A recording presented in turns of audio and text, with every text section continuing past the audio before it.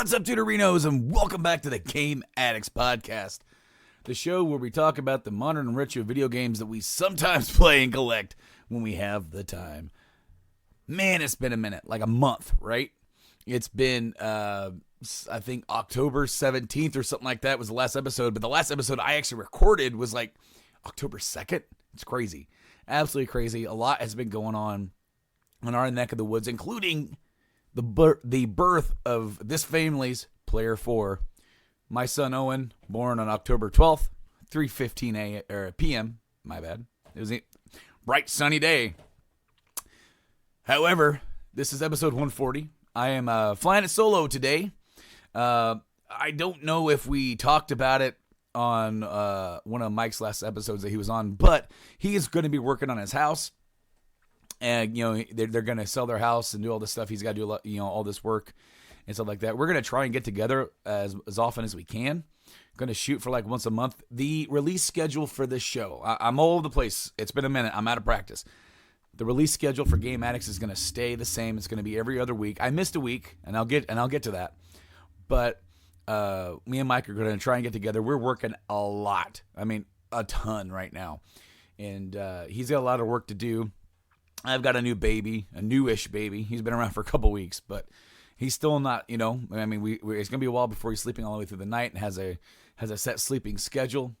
But when that is finally done, I can kind of gear it back up a little bit and do some other stuff. So why did I miss a week in the show? Well, the day after we got home from the hospital with our new son, I got sick. I'm sitting there in the living room. I got my hoodie on. I'm like, man, I don't feel good. It's like that feeling. It's like, man, almost kind of like you're running a little hot, And I'm like, like my other son, Wyatt, he's watching some kid's TV show. I really don't want to pay attention to. All I want to do is sleep. But here we are. We're like, the baby is like just home. I want to be there in case she needs me. But I'm just like, I don't feel good, So I pull the hood over my head. She asked me how I'm feeling. I said, I feel really hot. And of course I'm running a fever with the hood on my head, and it was like 104. It was nuts. So I ran a fever for like 4 days straight and was pretty much sick for the last 2 weeks. And then only in the last week has my voice really returned. My voice was pretty bad. The week after I had the fever, I had the cough, and then my voice, I think I went back to work I was off work for like a whole week. So I went back to work on a Monday, and it was like literally the Monday I was back. Tuesday, voice gone. My voice is shot, and it stayed that way. It's still not back to 100% what I would consider, like when I'm singing along with radio, I can't sing. It's gone. But I can sort of speak normally for an extended period of time and not lose my voice. So I'm excited to be back here on the show. I've been wanting to come back. I wanted to try and do a show this week, but I should say this past week. And but it fell apart. We had to take Owen, my new son. We had to take him to get seen by a doctor. It's kind of a last minute kind of deal. Everything's fine. Everything's good. But it kind of threw a wrench in the plans. So that whole thing, like scheduling and everything. So I'm doing this by myself. The last episode that I did was a deep dive into Final Fantasy VIII. I want to do more deep dives into certain games. If you guys haven't checked it out, please do so. It's doing pretty well, better than what I thought it would do, honestly. It's FF8. FF8 is divisive. Very divisive among Final Fantasy fans. A lot of fans say it's the worst. I don't. I like it. It's got good and bad, sure, right? Go listen to the episode if you want to hear my thoughts on it. But I want to do more like that for other games. The next one that I really am thinking about doing is The Last of Us, which was free last month on PS Plus. If you missed it, you missed it. But it's not too expensive. Go pick that game up. Last of Us Part 2. Of course, I got some news on that a little bit later on. There's not like a lot of like late breaking news. I'm basically going to be kind of catching up to speed for some of the stuff that has kind of happened for like the last few weeks, because I mean there were some trickles of stuff that's like, whoa, that's a big thing, I want to talk about that. Oh wait, I'm not doing the show. That kind of deal, right? But man, it is so good to be back doing the show again. And now that this episode has been started and this episode's going, also guys, this mic is sensitive. We have a new baby, which means we have extra laundry. Guess what? I don't have a professional studio. This is my game room, and the laundry room is right there. So if you hear the washer going in the background, sorry about that. That's just the way the cookie crumbles. But I want to do more deep dives, like I said before. I want to get Tyler back on here. He's been busy. I love chatting with Tyler. I want to get Mike back on here as well. He's busy. Man, it's like, and then of course we have the holidays to contend with as well. So be prepared to hear some more solo Brando action going forward until we kind of figure out what's going on in the world, right? It's a lot easier for me to slip back here on a random day, and just record for an hour or two than it is to start getting schedules lined up for everybody. And but as I said, we're going to try and make that happen as much as possible, because it's more fun to hear ideas bounce off of each other than it is just to hear one dude talking about it, right? Sharing his views. But be that as it may, man, I haven't got a lot of time to play a lot. Of course, with the new baby, who would, right? I've gotten to play a little bit because it's right there in the living room. It's just like when I can, she's chill, he's chill, the other kid's chill, I'm chill. Once all those things kind of align, then I get a chance to play for a little bit. And I've been playing the Outer Worlds. If you guys haven't checked that out, please do. If you like Fallout, please do check that out. You'll feel right at home with it. It's getting pretty good reviews across the board. I haven't heard too many negative things on it other than it's really Fallout-y, which, in my opinion, is not that bad of a thing. Sure, maybe it doesn't bring too many new things to the fold, but what it does do is it scratches that itch. Last year Bethesda came out with 76, and there was a lot of hype around what that game was going to be. And then, of course, a lot of disappointment for what that game wasn't. And that kind of thing is still kind of happening with that game. They're trying to make it better. They're trying to put stuff back into it. They're doing some sort of subscription thing with it, which is weird now. But here comes in Obsidian. They did Fallout New Vegas. They did KOTOR 2.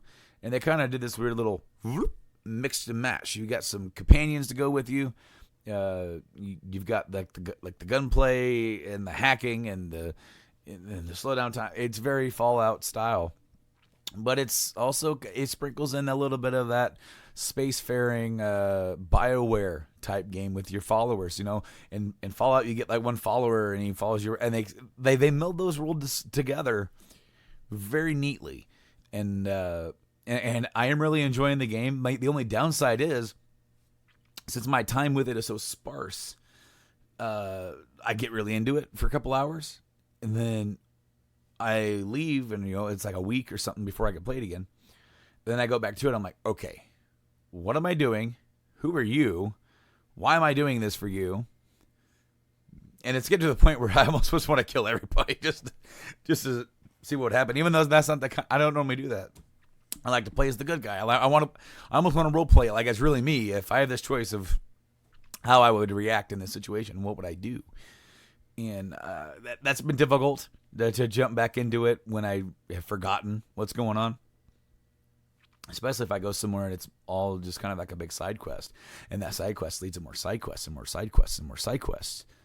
But it's not that long of a game. It's like 30, 40-hour game or something like that, depending on how long you take. And, I'm thoroughly enjoying it. I'm playing on the Xbox One, which is the best way to play it. If you have Xbox or PC and you get Microsoft Game Pass Ultimate, you can get it for like $1 for the first month, and you can play the game. That's what I did. I mean, sure, I am going to add it to the collection. I am a collector, but I'm also a cheap ass collector.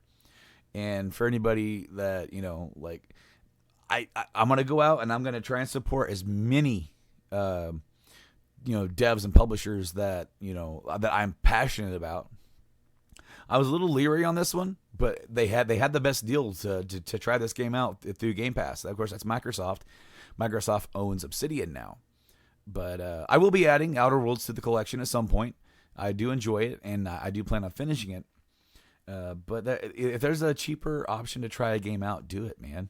It's just like when you get a chance to rent a game or do something like that. That's kind of what I feel like I'm doing. I feel like I'm renting it. And I'm probably going to keep Game Pass for another month to finish it up. So it'll be $1, then $10 for the next month, and so on. And there's a few other games on there that I want to try and get my hands on. I never got a chance to play Bloodstained, so I hope that plays well on the Xbox One. And I did try a little bit of Forza Horizon 4 on my gaming laptop. And it kind of, once again, reinforced the idea of why I don't really enjoy gaming on the PC. I can do it. It's fine. It's there. It's not it wasn't an overly negative like the very first time I tried to get to gaming on PC. Because my gaming laptop is pretty capable. It's probably not like your top end it's not 4K or anything like that. But it's got some pretty decent stuff in it for like a couple years ago. Probably like 2 or 3. It's got your I got all the specs right here on the sticker I never took off. Your Core i7, then you got NVIDIA GTX 1060 with 3 gigabytes of DDR5. Then RAM, it's got 16 gigabyte DDR4, and then of course, that's basically the the big thing. It's got a pretty small solid state, 128, but it's got a terabyte of a hard drive on there. It's a decent little gaming laptop, and it gets the job done. And I was able to play a little bit of Forza, check it out, and it looked fine. It looked perfect. But it's just, I don't know. I felt uncomfortable, like sitting here like this, playing a game, using the keyboard. Now I could use the controller. I don't know. It's like, when I was playing it, I was playing it primarily in the hospital when we were waiting for the baby to come, but also in the living room a little bit because I've been hanging out more in the living room due to baby and all that kind of stuff. And I didn't have my little stand I have the laptop on. So if I had the stand and I had the controller, I'd be good. I'm not a good mouse keyboard guy, period. I dislike it, even though they say it's better. It's more accurate, especially for if you're playing a shooter. I can't do it, man. It just feels so uncomfortable. It really does. Like when I do get recording back here for for the YouTube channel or streaming on Twitch, and I'm sitting here at my desk and I'm playing, and I have my secondary monitor here, off to my right. So I'm usually sitting here like this playing. And I have the stream here, so I look over and I check this out. Everything going okay? Is anybody talking to me? Whatever, right? Look over here, and I'm looking at the TV, and I'm playing, and I'm talking while I play, because if you're going to tune into somebody or watch a video, like a lot of times when I do a video for YouTube, it's almost kind of like a deep dive while I'm playing it. It's like, hey, I've got information. Let's stop and talk about it for a minute, right? Did it for like Metal Gear, Mass Effect, and stuff like that. But it's not the most comfortable way for me to play games. Even this chair's comfy. I like it. It supports me where I need it to support. But dude, when I'm in the living room, like I'm like this, man. I'm like, lean back, feet up. That's how I like to play. I'm a laid back gamer, and so PC's awesome. I'm not gonna say that PC isn't awesome. But it's just not my forte. Not my forte at all. What is my forte? Like consoles. There's a lot of we got new consoles coming out next year. We have Black Friday rolling around, so we got some pretty good deals on some consoles like current gen and all that kind of stuff. What's going on, man? I heard that there were going to be some better deals on the Switch, but I haven't seen them yet. They seem to be last year's deals on the Switch, which is basically $300 for a Switch in Mario Kart. It's like, well, that's cool, but here we are going into another Black Friday a couple years in. Maybe you could drop that to $250 or maybe $200, and with no game, right? Like $200, no game. No, that's not Nintendo. Or I even threw out the idea of what if we did $300. Okay, so still $300, but you get Mario Kart and Mario Odyssey. You get 2 games. But that'd be a cool deal, right? Well, that's just a little too much. Anyway, what about the Switch? Anything? Pokemon's coming out for the Switch. If you're hearing this, it's probably this week that Pokemon's coming out. I don't know if I'm going to get it one at all. If I do, it might be around Christmas time, but I got other stuff I'm looking at for getting for Christmas. And this game, while it's on the radar because I want to see how well it's going to do, I imagine it's going to be really well received. But I'm not sure if I'm on board. And it's not that for a fact that I don't think that it's not going to be good. It's just for a fact of I am not a huge proponent of playing newer Pokemon games. I like the last new Pokemon game I played was the remake of Gold. And that was my first time playing the Gold era, the second gen. I played Red, I played Yellow, and then I was done. I was like, a friend of mine got Silver. He's like, check this out. It's got day and night. Got all these new Pokemon. I'm like, they look dumb. I didn't like it. I was a Pokemon snob. It's like, who dares add 50 more Pokemon to my series? And then of course now they're at like 800 or whatever. But I probably will pick it up at some point. I would like to maybe just dip my toe into it. I'm not sure if I will though. It all depends, man. Witcher came out. I mean, they made a big deal about Witcher coming to the Switch. Switcher, right? But the really big cool thing about that is that the whole game, they got the whole game and the entire game of the year, all the DLC to fit on the cartridge. There's no extra download for that. That's nuts, especially when you consider a game like NBA 2K19. You have to download the rest of the game. Otherwise you can't play it. And somehow the guys over there, a CD Projekt Red figured it out. Also for the Switch, next year, I think it's next year, Outer Worlds will be coming to the Switch at some point. I'm not sure when. That info might be out there, but I don't know. I think they just said early 2020. They haven't dialed down an exact date yet.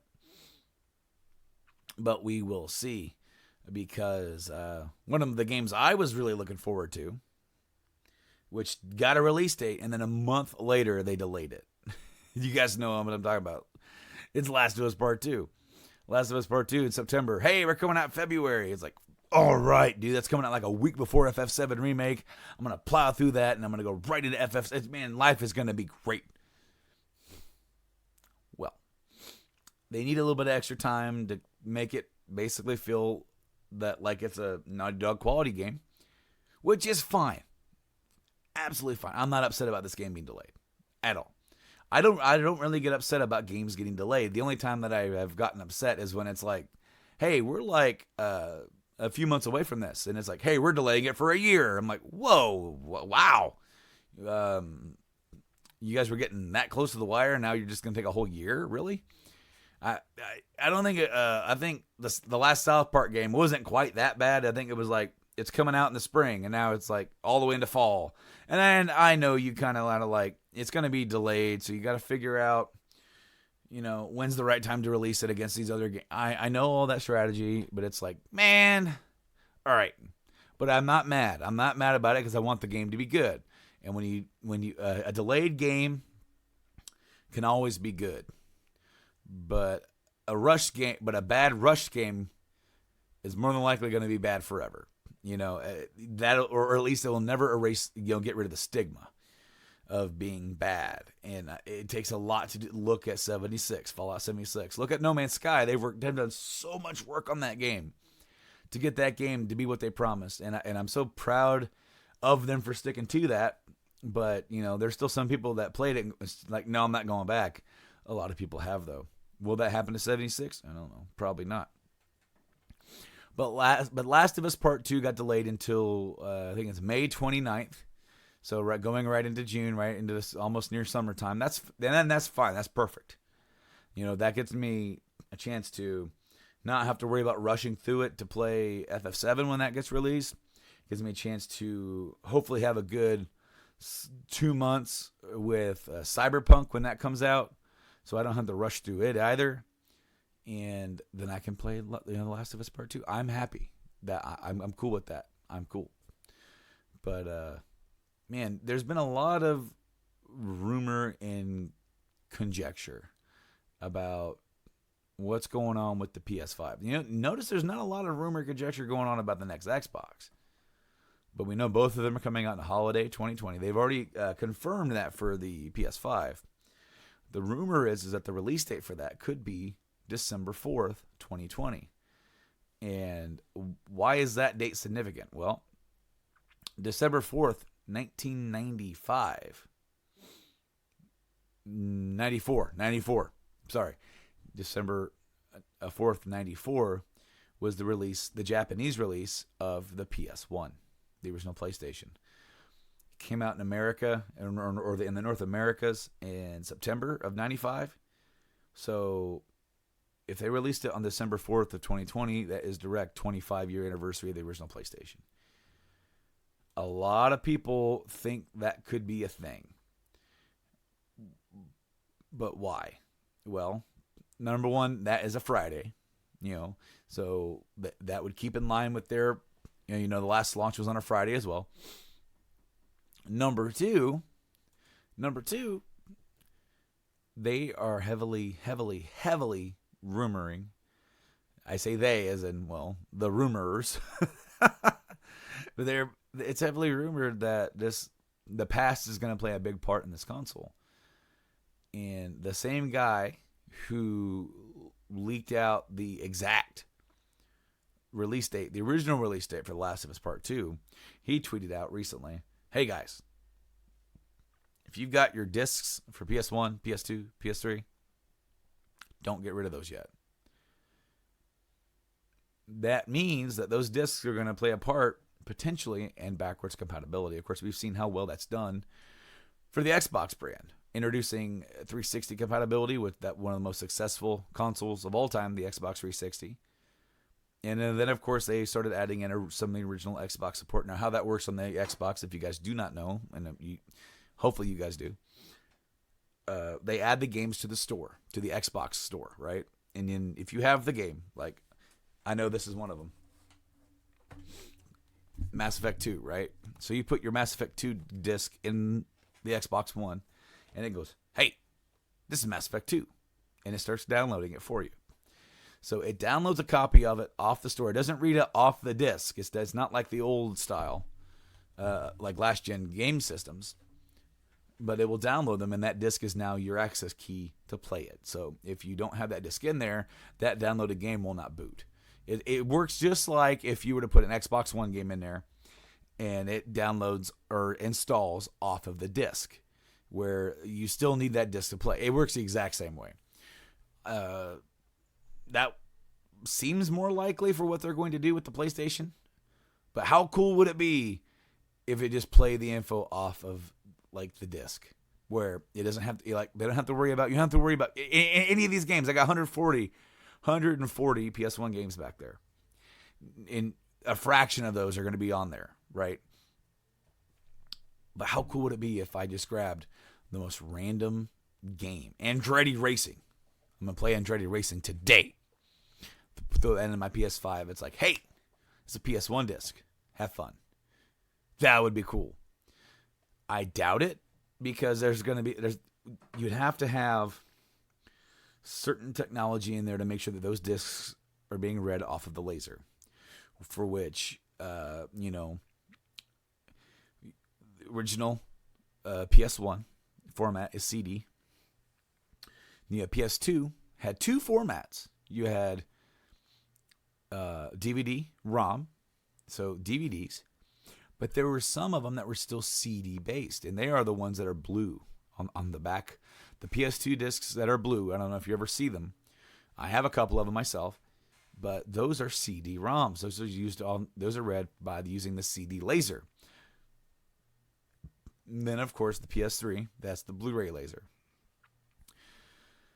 We will see. I am skeptical. I see them doing it more like if they were going to be like the Xbox. It's like, hey, we have this on here. If you have it, cool, you can play it. But if we don't have it on the store, you can't play it. That means they're going to have to partner with a lot of the publishers who have the rights to all these old games, right? All the old IP, and then you get those guys on board, just like they have a lot of those Star Wars games. They have a lot of Star Wars games on the Xbox. I'm sorry.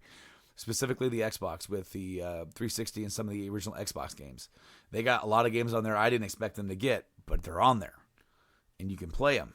And it's cool, because especially if you've got those games still. If you go to an old used game store near you and start buying up some old games, I mean, the overall library for backwards compatible games on the Xbox store is like over 500. It's something like that. The majority of those are 360, and a very small fraction, I would say maybe 30 at most, are original Xbox. But they're there for people who want it, and I think that's going to be coming for PlayStation as well. We will see, but because they haven't announced that yet. There's a lot of other stuff that they've announced. They haven't announced that, and I think they're kind of waiting for the reveal to. If I were them, I would showcase it live on stage. Have a small reveal thing. Show them how it works. Take your disc. Bloop, bloop, there it is right there. And it works. Man. Speaking of PlayStation, Death Stranding came out last week. I haven't had a chance to pick it up myself. I'm a Kojima fan, so I will at some point. I have heard a lot about it. It's very mixed. People can't decide whether they love it or hate it. I kind of figured that's what was going to happen with this game. It was a game that was very quirky. I saw somebody, I can't remember who it was, so please forgive me, describe Death Stranding as a Hideo Kojima game had a baby with another Hideo Kojima game, and we got Death Stranding. It's that quirky, that weird. And I also saw some people complaining that it can't really decide what it wants to be. Is it an action game? Is it an adventure game, where you roam around and drive to the next place? Or is it a horror game? And it's all three.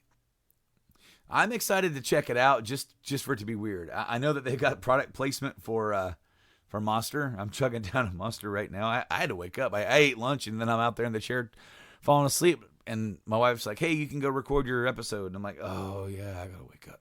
I got to go do that. Oh, man, Death Stranding, guys.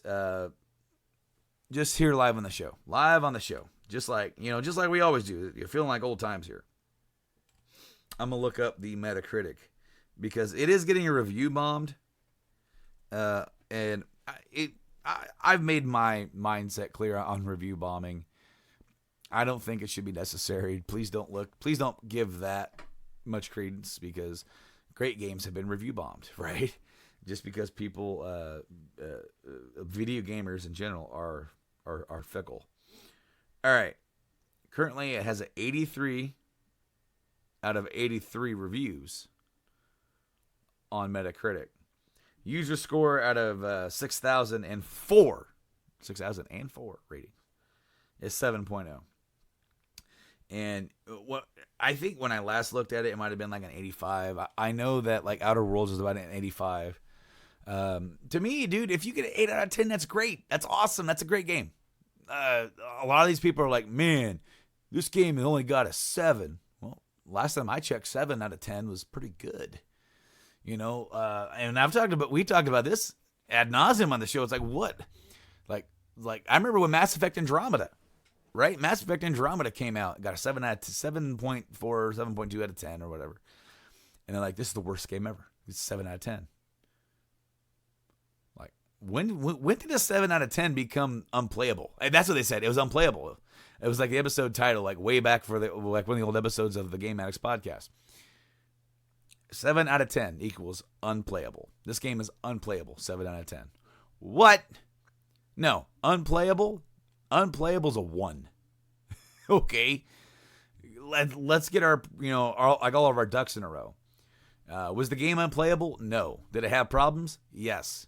Is it as good as Mass Effect 2 and 3 and even the original? No, it isn't. Is it a good start for, to have that team that never made a game like that, never made an RPG, never made an open world RPG, or they always worked on DLC and online stuff for Mass Effect 3, and then this is their first game, and let them build off of this and let them do another one, and how good could that have been? Andromeda 2 could have been badass, and we'll never know. Because then, of course, this year, we had Anthem. The main team from BioWare made Anthem. And it's hollow. And it got worse reviews than Andromeda. And we didn't know how good we had it, did we?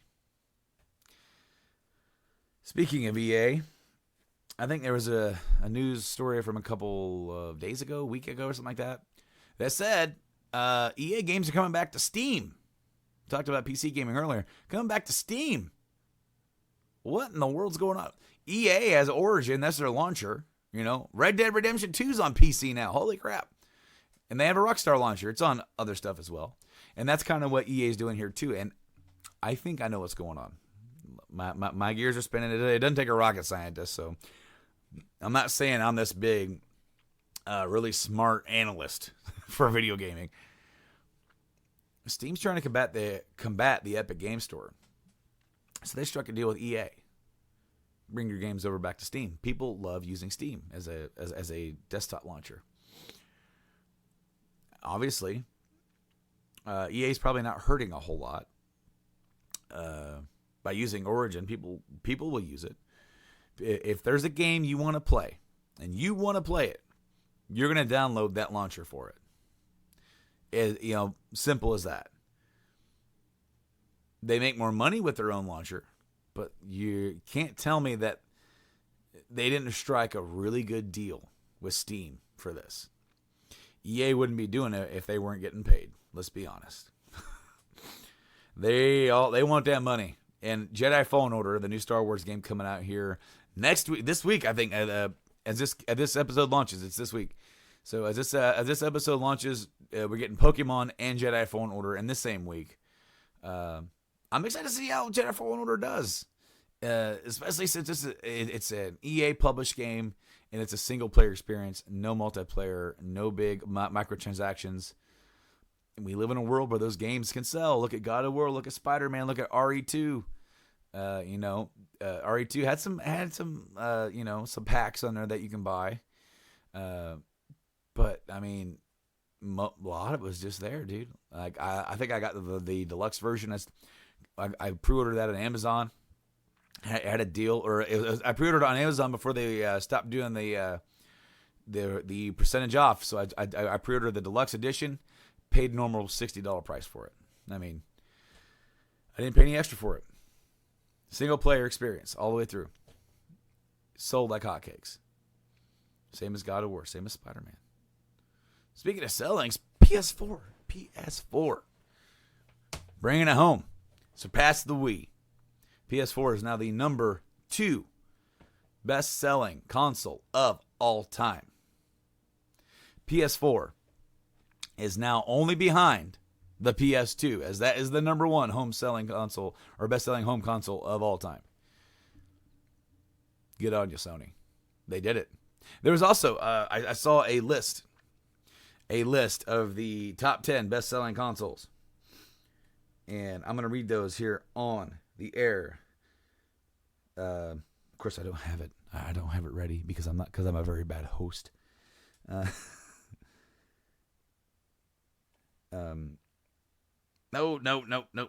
Gosh darn it. It's one of those odd things. It's like, oh, you want best-selling console games? No, I do not. I do not, good sir. So, This is number 15. It goes all the way to the 15 best selling. It's on IGN.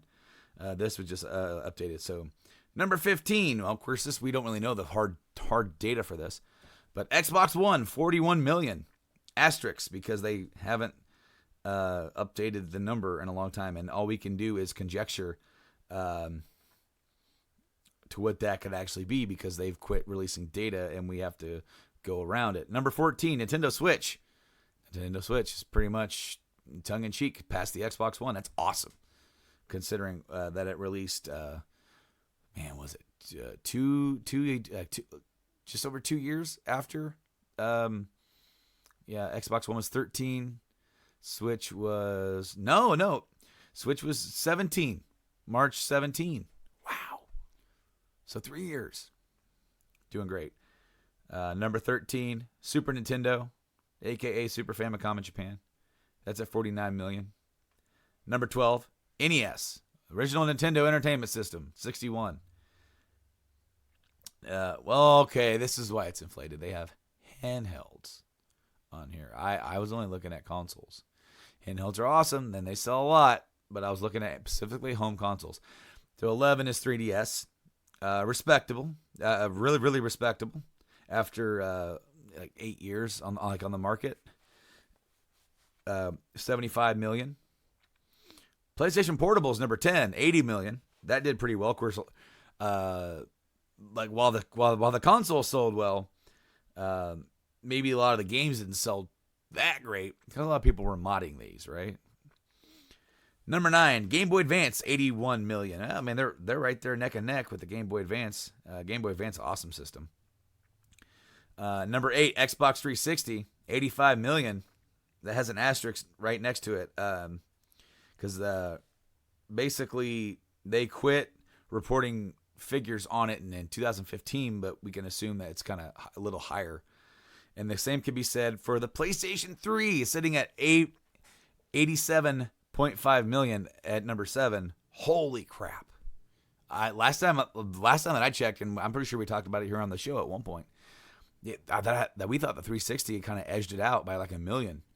They were right there neck and neck. No, PS3's kind of pushed ahead, but they also have quit reporting numbers on that. I think the last time that they said it was the end of March 2017. Number 6, the Nintendo Wii. Oh, wow. I was a bit wrong on this one. According to this article, 101 million for the Nintendo Wii. See, I always thought that was number 2. But apparently, because that is 101.6. And at 102.4 is the original PlayStation at number 5. Number 4, PlayStation 4 with 102.8. And then, of course, we have the Game Boy at number 3. The original Game Boy, of course, goes from the original launch of the Game Boy in 89 all the way up until the Game Boy Color in like 98 or whatever. And that's 118 million. The DS, 154 million. Of course, that's DS. DS Lite, DSi, DSi XL, all those different ones. Number 1 is PS2, 159 million. But look at this. Number 1's PS2, and now I'm only going to do consoles. I'm not looking at the handhelds. No offense, guys. Number 1, PS2. Number 2, PS3.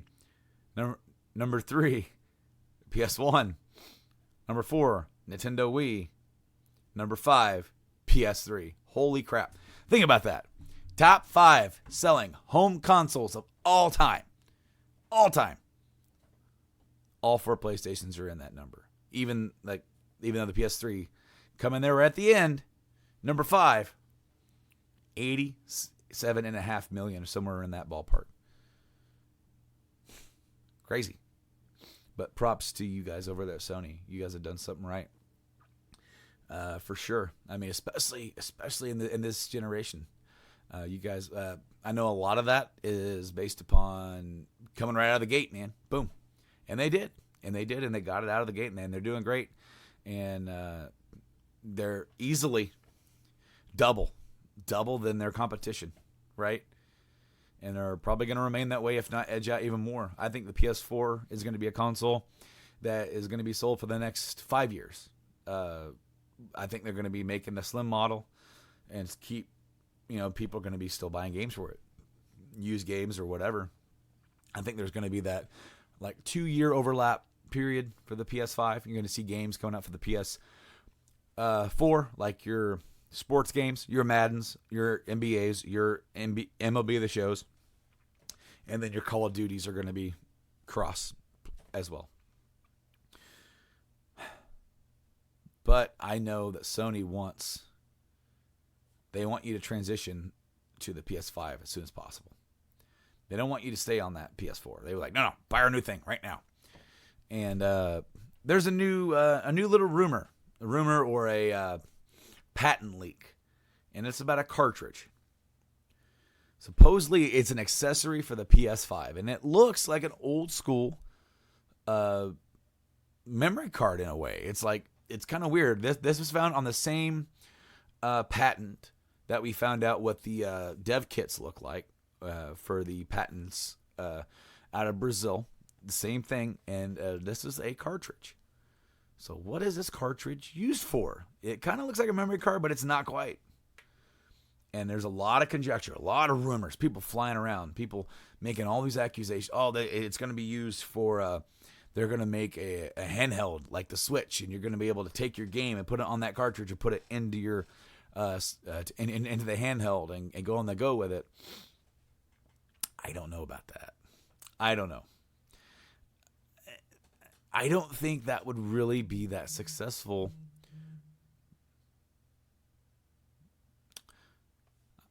Got a good old Reddit notification right in the middle of my thing. I don't think that would be that successful for Sony. Basically Nintendo designed the whole console around the idea of it's a handheld and it's dockable. And you bring it home, you put it on the dock, you play on the TV, you take it with you. Ease of accessibility. For this one, it would be like, well, you got that PS5.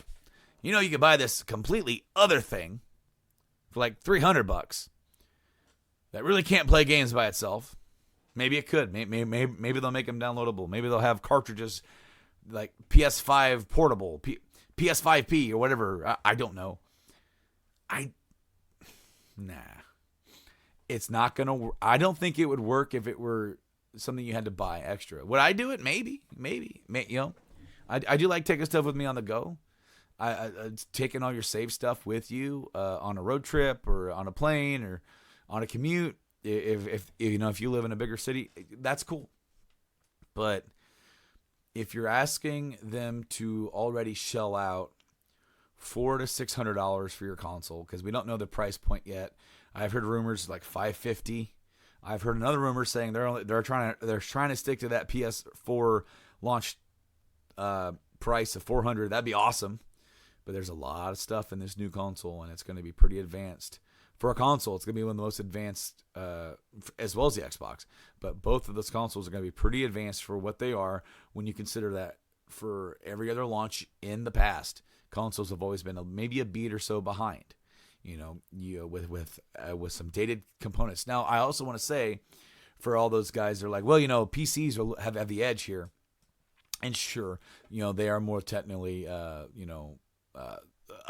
upgradable. You get better stuff in that you can put in there each year. But man, it goes to show you like how good these developers are that really get good at developing for these consoles. Like they really try and help them out and get their game working on this, get their game code working on this console. Because with the PC's doing a bunch of other stuff along with that game.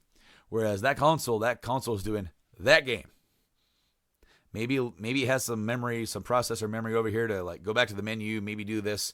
But quite typically, when you launch another app on like the PS4, Xbox One, it pretty much either suspends that game, or closes it.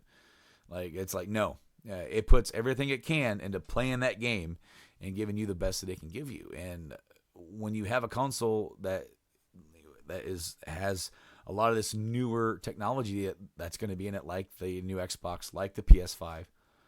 And you have these developers who the rumor is that the PS5 is even easier to develop for than the PS4. we're going to get some great games. We're going to get some great looking games.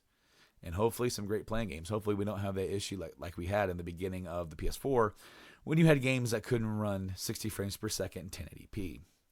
Looking at like on the Xbox One of the games, Battlefield 4, 720p to get 60 frames, you know. Battlefield, I think it was on PS4, it was like 900p, some weird resolution there. But I don't know. What do you guys think? I'm super excited for the next PlayStation. I'm definitely going to pre-order it, even if it doesn't come with the, the backwards compatibility like I want. I'm a console gamer, and I always will be. Until console gaming becomes something that is not, for me, it's the ease of access. I don't want to I don't want to install stuff on my computer. I don't like installing stuff on the games either, but it's so easy. You just put the disc in there, and then it does it. It's like an extended version of putting the cartridge in, clicking power, and it's like, okay, now I'm playing. That's how I want to play games. So, you know what? That's about all I've got for today. This is kind of a catch-up episode. Let you guys know my opinion on some of the stuff that's been going on, and get you guys up to speed for what we're doing. Of course, going to be trying to do releases every other week here on the podcast. I'm going to try and do some more of the deep dives in between. I'm maybe not guaranteed every other episode, but I'm going to try and do the Last of Us and maybe some other games, some of my favorite games as well. And then for the YouTube channel, if you go check us out there, you'll know that I've kind of stopped recording for Mass Effect 2. I was playing through I played through Mass Effect 1, and now I'm playing through Mass Effect 2. I'm going to continue that as soon as I can. I'm going to try and get that continued up within the next couple of weeks to get some episodes recorded and put out. I try to keep them about like an hour and a half to 2 hours per episode. And I'm going to try and get back to that. I haven't had time. I have not spent a lot of time back here in the game room. Been out there with the baby and my wife and my other kid. Just spend time as a family because that's what's important right now. But as we move along into the holidays, hopefully have a little bit more time off work, I'll be able to hopefully get some time to sit back here and make some new content for you guys, whether that's podcasts, gameplay. Of course, you can check us out on all the podcast platforms that you can think of: Apple, Spotify, iHeartRadio, Stitcher. Podbean is our host, and they're great, and their app is really good as well. Of course, we're on YouTube as well. Go look at us up on YouTube. The podcast goes up there on video format as well as audio. If you want to just like listen to us in the background with no video stuff, it's automatic for Podbean to just throw it up there, so I just do it. Just boom, audio only, boom. There you go. Less work for me, and then there's an extra version of it there for anybody who wants to listen to that one. But then we're also, check us out on our social medias. I posted a big update on Twitter about a week ago, and so I'm going to try and get more active and get back into the stuff here as well. And then Twitch, I want to when I start recording for Mass Effect again. I know there for a while I wasn't going on live. I wasn't going on Twitch. I was more focusing on just trying to talk about the game and not talk to other people that are coming in. And I may start trying to live stream a little bit more and live stream those recordings just so they're streamed, and so I'm getting out there and being more active. So until then, guys, until next time, I have been Brando, and I want to thank each and every one of you for checking out this podcast, however you do. However, whenever you found us, whether you've been a long-time listener or you just found us last week or today, thank you so much for checking out this show. It is a passion of mine, and I want to continue doing it for a long time. Until next time, game on, guys. Have a good one.